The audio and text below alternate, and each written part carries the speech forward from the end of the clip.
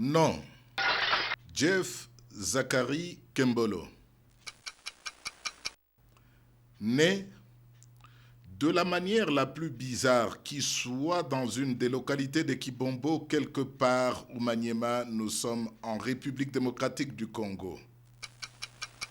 À la croisée des chemins des 4 chefferies coutumières, il restera longtemps moins un enfant solution pour les uns qu'un enfant problème pour les autres. Scellé dans la principauté avant de voir le jour, il se surprend à exécuter des pouvoirs dont il ne comprend rien, ou presque. Témoignage. D'une initiation à une autre, c'est presque accidentellement qu'il découvre les études. Le choc de la modernité sera le premier questionnement de la vraie réalité des pouvoirs qu'il était censé incarner. Au détour des échecs scolaires successifs et de l'ouverture de plus en plus béante du gouffre dans lequel il s'enfonçait lentement mais sûrement, une fille, une femme, une fiancée d'un espoir oublié l'attire et lui résiste. Il la suivra pour découvrir et s'écrouler au pied du Dieu du combat spirituel. Un Dieu qui le relève et lui donne une mère, Elisabeth Olangui, et un père, Joseph Olangui, et une spiritualité dans laquelle il ne sait encore où il s'arrêtera tant il a encore à se repentir. Lui.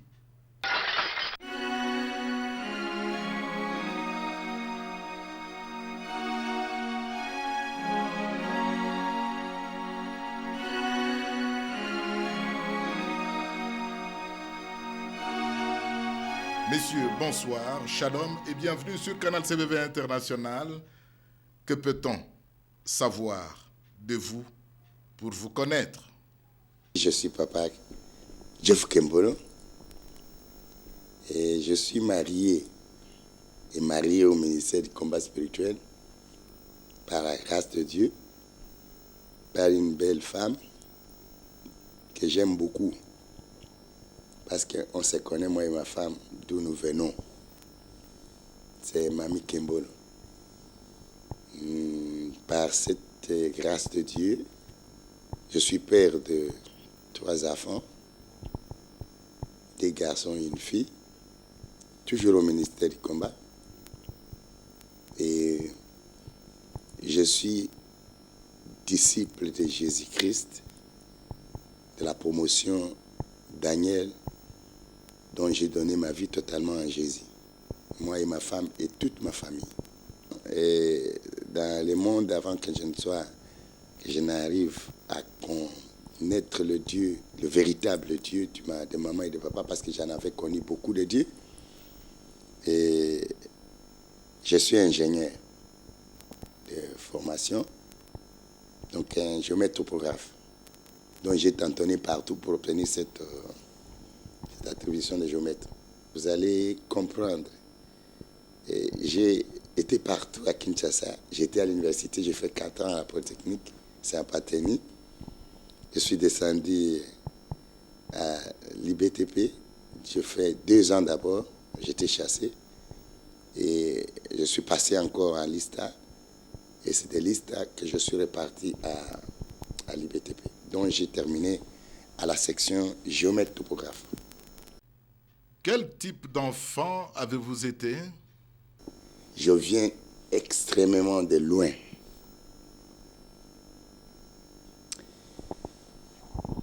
Je suis né bizarrement, pas comme tout le monde. Mon père, c'est un chef coutumier de la sous-région de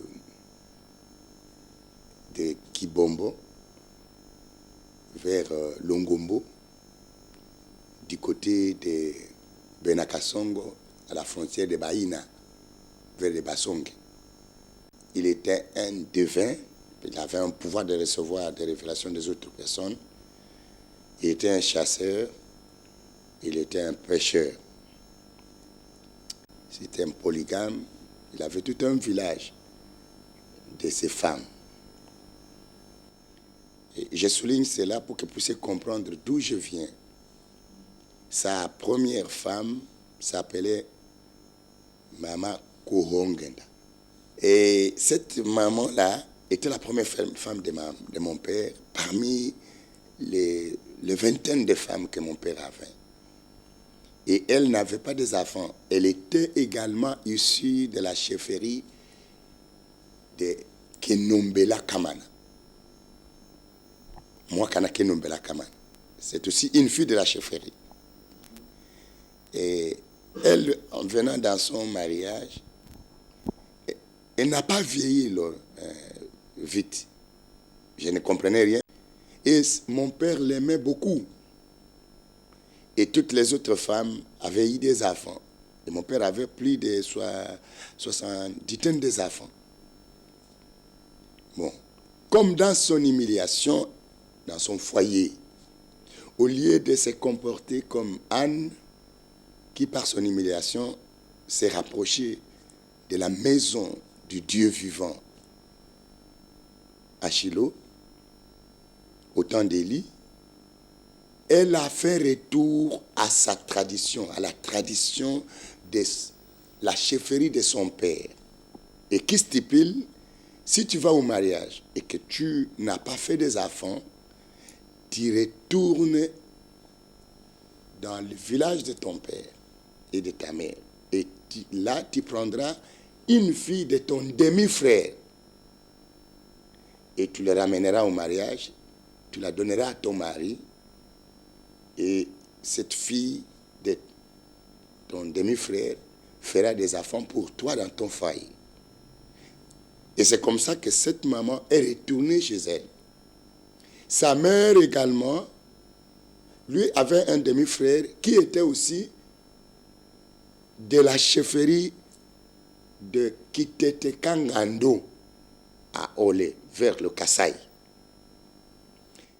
Et vous comprenez maintenant qu'elle devait traverser la rivière Lomami parce que sa mère s'est mariée avec Kenombela Kamana, qui était de la région de ces temps-là de Kivu. Et pour le moment, c'est la région de Maniema. Et elle a pris la fille de son demi-frère qui avait 13 ans. Et elle est venue donner cette fille à son mari. Et quand elle traversait avec la fille, le secret était entre elle et son demi-frère. Et voilà ma mère qui vient à l'âge de 13 ans.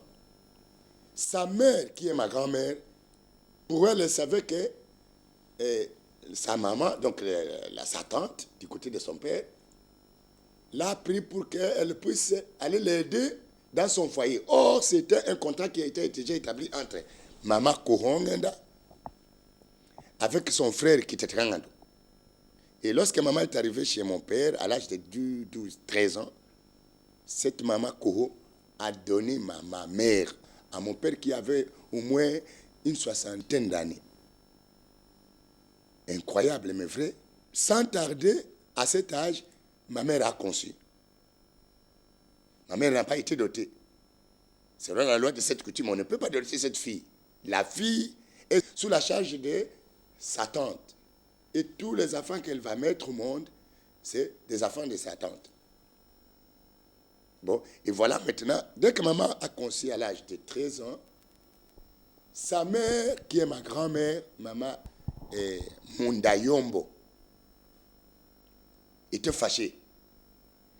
Elle a fait un tour pour venir prendre sa fille, qui est ma mère, dans la maison de mon père. Elle a ramené sa fille chez elle à Olé.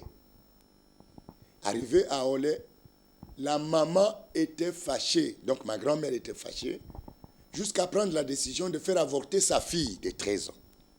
Comprenez, une fille de 13 ans qui va passer aux avortements. Et quel avortement? Les avortements, selon la tradition, en utilisant les décoctions. Et quand elle a fait la première tentative avec les décoctions, un sage du village a quitté le bout du village. Il est venu à la chefferie de Kitete dans la maison de maman Mundayombo pour l'annoncer un matin qu'elle n'ose plus jamais avoir les tentatives d'avorter ta fille.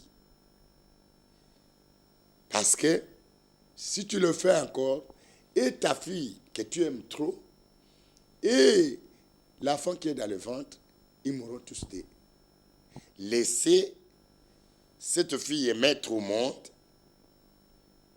Dieu l'aidera pour qu'elle accouche très bien. Bon, ma grand-mère a laissé sa fille, et c'est ainsi que je suis né. Par la grâce du Seigneur, l'enfant qui est venu au monde, c'est alors moi.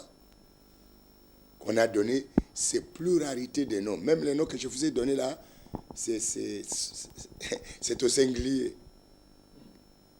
Alors, dans cette famille de Kitete Kangando et dans la famille de Mundayombo, je suis le premier garçon de ces deux familles. Et dans la maison de Kenombela Kamana, je suis le premier petit-fils, le premier né des petits-fils. Et dans la maison de Mwakano Halalo Ando, je suis le dernier petit-fils de la première femme. Et selon la loi des héritages, de la tradition, ce sont les enfants qui sont considérés dans la chefferie, sont les enfants de la première femme. Les autres, en général, sont des esclaves. Ils peuvent hériter par des contrats et par des alliances. Mais ceux qui ont le droit d'hériter, ce sont les enfants de la première femme. Voilà comment moi je suis né. En naissant, mon père a été informé que sa femme a mis au monde. Quelle joie pour mon père, tellement qu'elle aimait sa première femme. Et que maintenant, sa première femme a eu un enfant par le bien de la fille de son demi-frère. C'est un enfant légal à sa tante par rapport à son mari. Et mon père préparait un voyage. Il a préparé dans sa cohorte des féticheurs, comme lui-même était un devin, des chasseurs et de pêcheurs. De son arrivée du côté maternel, dans la chefferie de Kitete Kangando, on l'a reçu comme chef. Mais il avait le pouvoir supérieur parce qu'en plus de la chefferie, il était un devin.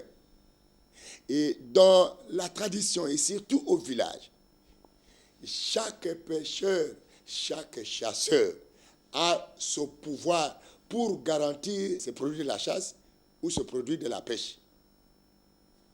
Et vous comprenez quels sont alors les pouvoirs que mon père avait. Et comme arrivé là, le village que je suis né à Olé, j'avais encore 2 semaines. Mon père a organisé une fête à l'honneur de l'enfant légal, selon lui, mais le dernier. Et quelle fête, Papa Kalal? Une fête qui a commencé par des coups de balle, comme lui-même chasseur, en complicité avec tous les chasseurs du contrée. Et les coups de balle ont commencé à sonner depuis 6 heures du matin jusqu'aux après-midi à 16 heures. Et accompagné des danses traditionnelles et des chants traditionnels. C'est comme une adoration. C'est comme les mages ont adoré Jésus, comme les bergers ont adoré Jésus. Et dans son animation, c'est ce que le prince est né. Et qui est le prince? C'est moi. Le prince est né. Après cette cérémonie, et au village, c'est un honneur pour un enfant. C'est un enfant élevé. C'est un enfant qui est accompagné par des signes qui produira des effets dans l'avenir. Donc c'est un enfant qui est sorti de l'ordinaire. C'est comme ce sont des enfants qui ont été prédits. Et de son arrivée, ça se fait des choses pareilles. Et il entre à la forêt le jour suivant pour aller tuer des animaux. Comme lui-même était un grand pêcheur, un grand chasseur, il tuait. S'il n'y a pas des animaux, il va fumer. À un moment donné, s'il tire sur un termitière, le termitière change, c'est un antilope qui tombe. Bon. Et il a tué des animaux, dans les contrées de la famille de Maman Munda, donc dans la maison de la chefferie de Kitetekangando. Et il a invité les groupements de cette chefferie à entrer dans la brousse, chacun avec son épée, à l'honneur de son fils qui est né, que chacun va prendre ses morceaux de viande selon ses capacités. Et le village, pas seulement un seul village, le village dans la tour, et tous ces contrées étaient censés connaître qu'un enfant mâle est né dans la maison de Mwakano Halalo Wandon. Et pour autant, ce papa avait beaucoup d'enfants mâles. Et après cette cérémonie, mon père a cherché à rentrer chez lui, et avec sa femme, avec la femme qui est née. Alors, les mêmes sages l'ont dit, à la résistance de ma grand-mère, Mundayombo. Elle a résisté complètement. Elle a dit, je ne peux pas livrer ma fille à des bêtises et à des sottises. Ma fille est encore jeune. Ce foyer, ce n'est pas son foyer. Elle ne partira plus jamais. Et ma grand-mère là était une femme de décision. Si elle a pris une décision, en invoquant le nom de sa mère qui était déjà morte, elle ne peut jamais reculer en arrière. Et c'était le cas. Alors là, elle a saisi sa fille, très jeune qu'elle était, et l'a enfermée à la maison pendant 7 jours. Et les sages qui ont prédit ma naissance sont venus dire à mon père, c'est ta femme, prends la femme, va avec. Il n'y a aucune femme qui peut abandonner encore un bon garçon comme ça, sans qu'on la laisse suivre son mari. Elle est partie. Mon père m'a pris, à cet âge de 10 semaines, il est rentré avec moi. Nous avons fait toute une journée de marche, on a traversé la rivière Lomame. Comme il était chef, arrivé de son contrée de Maniema, tout le village qu'il arrivait, les mamans du village le recevaient avec l'enfant. Ils prenaient l'enfant, prenaient soin de l'enfant, lavaient l'enfant, et en attendant que sa mère est en train de le suivre. Et les mamans du village, là, quand ils vont me recevoir, ils vont faire le jus de coco pour me donner. Et mon père, le matin, il continuait, soi-disant que sa mère est en train de suivre.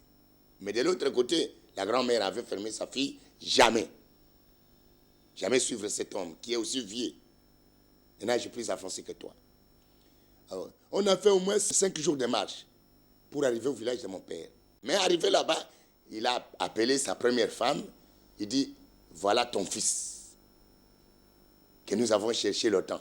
Et là, il m'a remis entre les mains de Maman Kouhongeng, qui était la tante à ma mère. Bon, maintenant, et c'est cette maman qui a commencé à m'élever. Dès que je suis arrivé, mon père m'a amené dans la maison sacrée, où il y avait des voix qui donnaient des révélations des gens qui venaient au village avec des problèmes. Cette maison était une maison de Masende, que lui était allé chercher chez les Basongue, et qu'il a fait des alliances, et les Song sont venus installer le pouvoir des révélations dans sa parcelle. Et cette maison était clôturée, une maison interdite. Personne ne peut entrer là que le jour des grands sacrifices, une fois par an. Et comme j'étais le fils de la première femme, l'héritier qui est né, d'office, mon père est allé me présenter dans cette maison. À l'âge de 2 à 3 semaines, avant sa mort. Et Et après, il est sorti pour aller me présenter dans sa forêt sacrée qui était... Cette forêt avait des puissances de eau et avait une montagne qui était superposée par des rochers.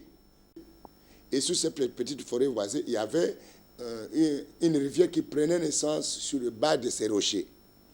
Et cette forêt, personne ne peut entrer si on ne vous présente pas. Si vous entrez sans vous présenter, vous ne sortirez pas, vous serez perdu dans la forêt. Et c'était une forêt sacrée de mon père.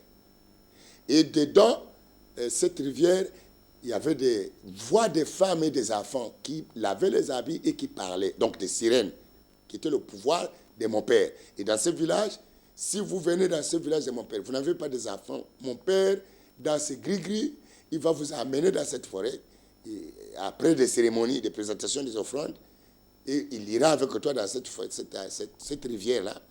Et si vous voulez des enfants mâles, vous voulez des enfants noirs, vous voulez des enfants blanches, et après des exercices faits, des cérémonies, des rituels, la femme va concevoir. Mais ce qui est drôle, sa première femme qui n'avait pas des enfants, mais ce pouvoir était incapable d'attribuer un enfant à sa première femme, seulement aux gens qui venaient de l'extérieur. Incroyable mais vrai, mais j'ai compris une chose. Bon, alors, il va aller me présenter sur cette rivière, il va aller me présenter sur ces grottes superposées des rochers, et sur ces grottes superposées des rochers, des voix des esprits de Kelolo. Kelolo. Cet esprit-là, Kelolo, ça veut dire faiseur du bien. C'est un esprit de l'heure. Et les eaux là, qui avaient des sirènes, c'est l'esprit des eaux.